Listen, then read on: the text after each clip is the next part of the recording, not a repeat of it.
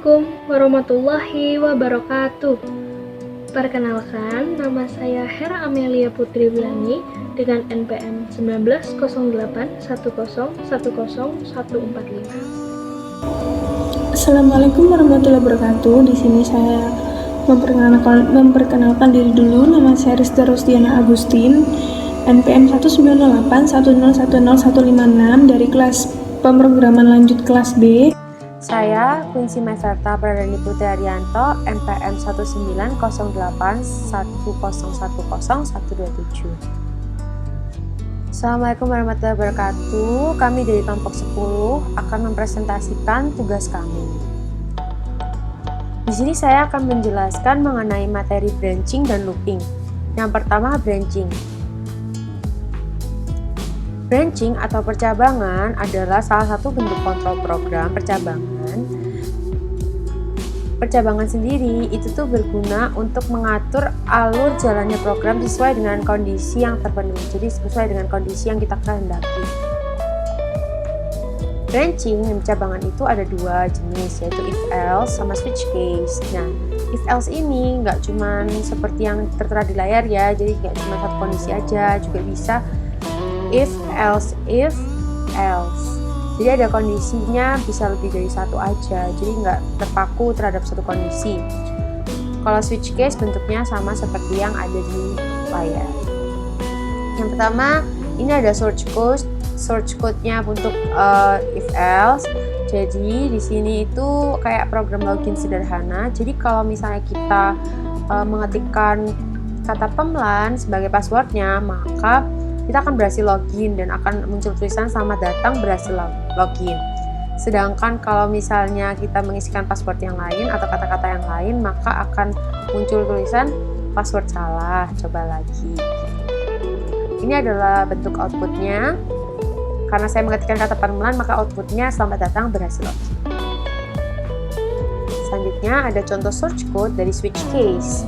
Nah, di sini itu kayak untuk menginputkan grade. Terus kalau misalnya grade-nya A akan output luar biasa, B bagus, C under midi, dan kalau selain 3 tadi akan keluar grade salah. Jadi ini adalah hasil outputnya dari setiap uji coba. Lalu ada looping. Looping atau perulangan itu di dalam dunia pemrograman itu adalah sebuah urutan perintah yang secara menerus diulang hingga suatu kondisinya tercapai. Nah, di sini terdapat 3 kondisi loop yang biasa digunakan dan umum diketahui oleh developer. Jadi ada while loop, do while loop, sama for loop. Nah, penggunaannya itu juga tergantung kondisi yang diinginkan oleh developer ya. Nah, di sini itu kalau misalnya diklasifikasikan lagi, itu tuh sebenarnya ada 2 tipe loop. Jadi uncounted loop sama counted loop. Nah, untuk uncounted loop ini itu tuh dia itu bisa berulang kali terus menerus sampai bisa infinite, tergantung dengan kondisi yang diberikan developernya juga. Tapi kalau counted loop ini itu tuh ada batasnya. Jadi kayak dia harus tahu nih sampai berapa kali dia melakukan perulangan. Nah, looping yang pertama itu for. For ini termasuk counted loop karena dia sudah jelas berapa kali dia akan mengulang. Bentuknya seperti yang tertera di layar ya. Lalu di sini ada contoh source code untuk for. Jadi di sini dia itu akan melakukan perulangan sampai kurang dari 10 kali. Dan outputnya sudah ada di sana juga tadi di bawah. Selanjutnya ada looping while. Di sini while itu dia itu suatu loop yang mengevaluasi kondisinya true atau false. Bila kondisinya true, maka program akan terus looping. Bentuknya seperti yang ada di layar. Nah, di sini ada contoh source code-nya di mana dia itu mengeluarkan angka 1 sampai 5. Jadi kalau dengan kondisinya kan while I lebih kecil sama dengan I, jadi akan terus berulang sampai angkanya 5 sampai dengan 5.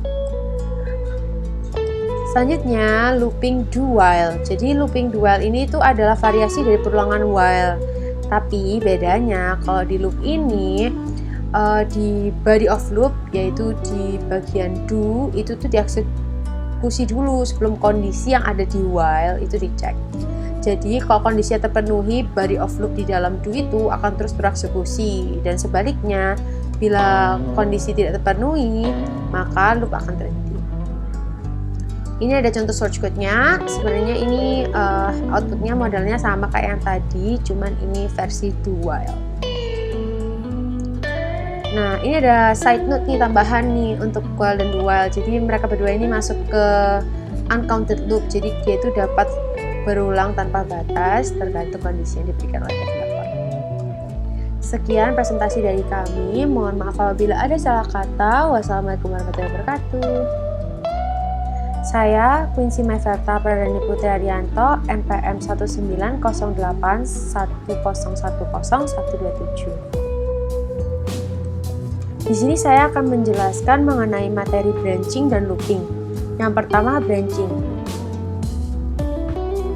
Branching atau percabangan adalah salah satu bentuk kontrol program percabangan. Percabangan sendiri itu tuh berguna untuk mengatur alur jalannya program sesuai dengan kondisi yang terpenuhi. Jadi sesuai dengan kondisi yang kita kehendaki. Branching dan percabangan itu ada dua jenis, yaitu if else sama switch case. Nah, if else ini nggak cuman seperti yang tertera di layar ya, jadi nggak cuma satu kondisi aja, juga bisa if else. Jadi ada kondisinya bisa lebih dari satu aja, jadi nggak terpaku terhadap satu kondisi. Kalau switch case bentuknya sama seperti yang ada di layar. Yang pertama, ini ada source code-nya untuk if else. Jadi di sini itu kayak program login sederhana. Jadi kalau misalnya kita mengetikkan kata pemelan sebagai passwordnya, maka kita akan berhasil login dan akan muncul tulisan selamat datang berhasil login. Sedangkan kalau misalnya kita mengisikan password yang lain atau kata-kata yang lain, maka akan muncul tulisan password salah, coba lagi. Ini adalah bentuk outputnya. Karena saya mengetikkan kata pemelan, maka outputnya selamat datang berhasil login. Selanjutnya ada contoh source code dari switch case. Nah, di sini itu kayak untuk menginputkan grade, terus kalau misalnya grade-nya A akan output luar biasa, B bagus, C under remedi, dan kalau selain 3 tadi akan keluar grade salah. Jadi ini adalah hasil outputnya dari setiap uji coba. Lalu ada looping. Looping atau perulangan itu di dalam dunia pemrograman itu adalah sebuah urutan perintah yang secara menerus diulang hingga suatu kondisinya tercapai. Nah, di sini terdapat 3 kondisi loop yang biasa digunakan dan umum diketahui oleh developer. Jadi ada while loop, do while loop, sama for loop. Nah, penggunaannya itu juga tergantung kondisi yang diinginkan oleh developer ya. Nah, di sini itu kalau misalnya diklasifikasikan lagi, itu tuh sebenarnya ada 2 tipe loop. Jadi uncounted loop sama counted loop. Nah, untuk uncounted loop ini, itu tuh dia itu bisa berulang kali terus menerus sampai bisa infinite, tergantung dengan kondisi yang diberikan developernya juga. Tapi kalau counted loop ini, itu tuh ada batasnya. Jadi kayak dia harus tahu nih sampai berapa kali dia melakukan perulangan. Nah, looping yang pertama itu for. For ini termasuk counted loop karena dia sudah jelas berapa kali dia akan mengulang. Bentuknya seperti yang tertera di layar ya. Lalu di sini ada contoh source code untuk for. Jadi di sini dia itu akan melakukan perulangan sampai kurang dari 10 kali. Dan outputnya sudah ada di sana juga tadi di bawah. Selanjutnya ada looping while. Di sini while itu dia itu suatu loop yang mengevaluasi kondisinya true atau false. Bila kondisinya true, maka program akan terus looping. Bentuknya seperti yang ada di layar. Nah, di sini ada contoh source code-nya di mana dia itu mengeluarkan angka 1 sampai 5. Jadi kalau dengan kondisinya kan while i lebih kecil sama dengan, jadi akan terus berulang sampai angkanya 5. Nah, sebenarnya. Selanjutnya, looping do while. Jadi looping do while ini itu adalah variasi dari perulangan while. Tapi bedanya kalau di loop ini di body of loop, yaitu di bagian do, itu tuh dieksekusi dulu sebelum kondisi yang ada di while itu dicek. Jadi kalau kondisinya terpenuhi, body of loop di dalam do itu akan terus bereksekusi, dan sebaliknya bila kondisi tidak terpenuhi maka loop akan terhenti. Ini ada contoh source code-nya. Sebenarnya ini outputnya modelnya sama kayak yang tadi, cuman ini versi do while. Nah, ini ada side note nih, tambahan nih untuk while dan do while. Jadi mereka berdua ini masuk ke uncounted loop. Jadi dia itu dapat berulang tanpa batas tergantung kondisi yang diberikan oleh developer. Sekian presentasi dari kami. Mohon maaf apabila ada salah kata. Wassalamualaikum warahmatullahi wabarakatuh. Assalamualaikum warahmatullahi wabarakatuh. Di sini saya memperkenalkan diri dulu. Nama saya Rizda Rosdiana Agustin, NPM 19810100156 dari kelas pemrograman lanjut kelas B.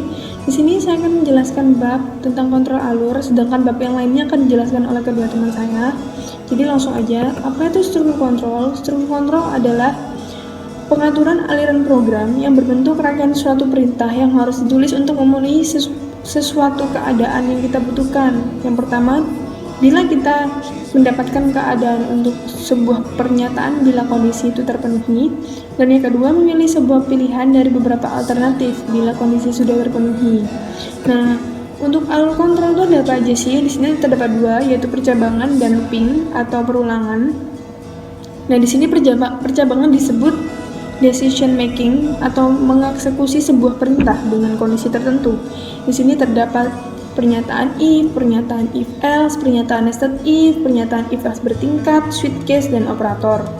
Nah, lanjut di sini untuk perulangan atau looping, yaitu suatu fungsi untuk menjalankan suatu program itu konsepnya dia berulang-ulang sampai menghentikan program yang kita buat. Nah, di sini ada while, do while, for, dan nested for. Nah, di sini ada beberapa sintaks untuk if else. Di sini ada if dan pernyataan, lalu else baru pernyataan. Tapi ada syaratnya, penggunaan kurawal bila suatu kondisinya ini lebih dari satu pernyataan, yaitu kayak if terus baru buka kurung kurawal, dikasih perintah, dikasih else, baru perintah, baru tanda kurung kurawal. Lanjut, di sini ada sintaksnya switch case. Switch itu berarti ekspresi integer. Di sini terdapat case constante 1, kita isi perintahnya apa, perintahnya lalu break. Nah, di sini break ini apa? Nanti saya akan jelaskan di akhir slide, nanti ada pengertian tentang break. Lalu case constante 2, perintah, break, default, lalu perintah. Lalu next ada pernyataan tentang operator, yaitu bentuk penulisannya itu ekspresi, logika strip OR, dan ekspresi banding ekspresi. Lanjut, di sini ada switch case-nya nested if. Nah, nested if ini berulang ya, double gitu. Jadi if syarat perintah, lalu else perintah, else if syarat, langsung baru else. Nah, di sini ada pernyataan if else bertingkat juga. Ini kalau kita nginget-ngingetnya lebih gampangnya abis kita menuliskan if syarat, lalu nanti kita langsung menginputkan perintah-perintah, lalu else if, lalu else. Pokoknya else-nya 2 kali, tapi yang else pertama itu pakai if gitu. Nah, next di sini ada break. Break ini ada di switch case, dan di sini itu digunakan untuk ngebreak. Ngebreak itu sama aja kita berhenti ya, mengeksekusi akan jadi ini tidak akan dilanjutkan sesudah akhir perulangan looping, badan looping. Gini, maka eksekusinya itu dilanjutkan ke pernyataan yang paling akhir, jadi paling break yang mau selesai gitu. Nah, lanjut di sini ada continue, digunakan untuk mengembalikan proses yang sedang dilaksanakan ke awal looping lagi tanpa menjalankan sisa perintah. Jadi bisa langsung ke awal tanpa harus dia mengikuti perintah awal lalu akhir baru ke awal. Dia bisa langsung continue ke awal gitu. Nah, terima kasih. Sekian materi kontrol alur yang bisa saya jelaskan. Mohon maaf apabila ada kesalahan kata. Lalu untuk materi selanjutnya akan dijelaskan oleh kedua teman saya, yaitu Hera dan Vinci. Jadi, sekian dari saya. Wassalamualaikum warahmatullahi wabarakatuh. Assalamualaikum warahmatullahi wabarakatuh. Perkenalkan, nama saya Hera Amelia Putri Blangi dengan NPM 190810100145. Di sini saya akan menerangkan tentang materi prosedur dan juga fungsi. Jadi kita langsung masuk saja ke materinya. Yang pertama, pengertian prosedur. Prosedur sendiri itu berarti bagian program yang disusun secara terpisah untuk melakukan tugas khusus atau fungsi tertentu. Sedangkan fungsi sama halnya dengan prosedur, yaitu bagian dari program yang dibuat terpisah untuk melaksanakan fungsi tertentu yang menghasilkan suatu nilai untuk dikembalikan ke program utama. Jadi nilainya akan dikembalikan ke program utama. Kemudian di sini ada format dari prosedur, yaitu void nama prosedur atau in parameter. Kemudian tubuh prosedur berisi dengan kode program dari prosedur. Contoh yang saya ambil yaitu mencari luas persegi panjang. Bisa dilihat, kita masukkan void main lalu in, lalu panjangnya di sini sudah ditentukan. Jadi kita tinggal memasukkan lebarnya saja. Kemudian kita printf yang artinya menampilkan output pada layar, sedangkan scanf menyimpan nilai. Lalu kita masukkan rumusnya, luas sama dengan panjang kali lebar, agar bisa diproses. Setelah kita masukkan angka, maka dia langsung otomatis memproses rumus tersebut, lalu menghasilkan jawaban dari soal yang kita masukkan di sini. Kemudian kita masuk ke format fungsi. Tipe data, nama fungsi, lalu nama fungsi, atau daftar parameter. Tubuh fungsi berisi kode program dan fungsi. Return-nya adalah nilai return. Kemudian di sini ada contoh prosedur. Saya mengambil contoh luas persegi, di mana luas dan lebarnya sama saja. Jadi saya di sini masukkan lebarnya saja, otomatis panjangnya juga akan sama angkanya. Kemudian dimasukkan in main-nya atau in panjang, in lebar dan luasnya, lalu di scanf, lalu diberi rumus luasnya yaitu panjang kali lebar, kemudian return luas. Jadi setelah luasnya ditentukan, dia akan kembali lagi. Sekian penjelasan dari saya, kurang lebihnya mohon maaf. Wassalamualaikum warahmatullahi wabarakatuh.